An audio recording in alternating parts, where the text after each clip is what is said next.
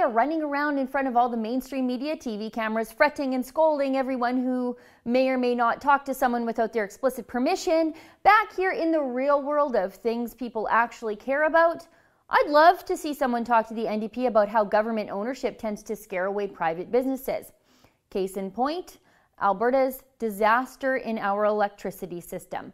You see, the NDP started meddling in our electricity system a little over a year ago, trying to make it greener to get us all off cheap, reliable coal by phasing it out and then by taxing carbon. But when the NDP did that, they made several electricity contracts between the generators and the retailers unprofitable. Now that triggered a clause in the contracts that allowed the money-losing contracts to be reverted back to a government agency in charge of it all, the balancing pool. So now the balancing pool, a government agency, is losing money on these money-losing contracts. But don't you worry, it's all being backed by the taxpayer and, of course, the consumer.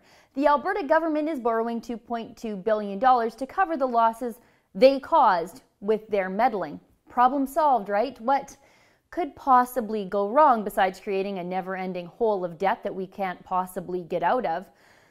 There's another consequence besides the debt spiral, though. So many contracts have been made useless by government meddling that the balancing pool, and by extension, the provincial government, now owns 1/4 of all power generated in the province.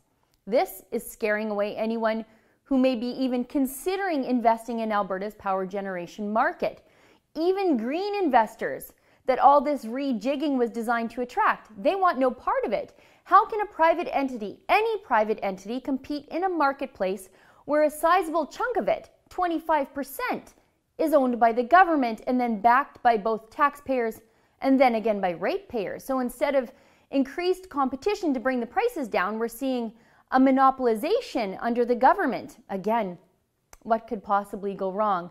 We're going to have the Lada of electricity systems before this is all over, but at BMW prices. Unless that's exactly what they wanted from the beginning.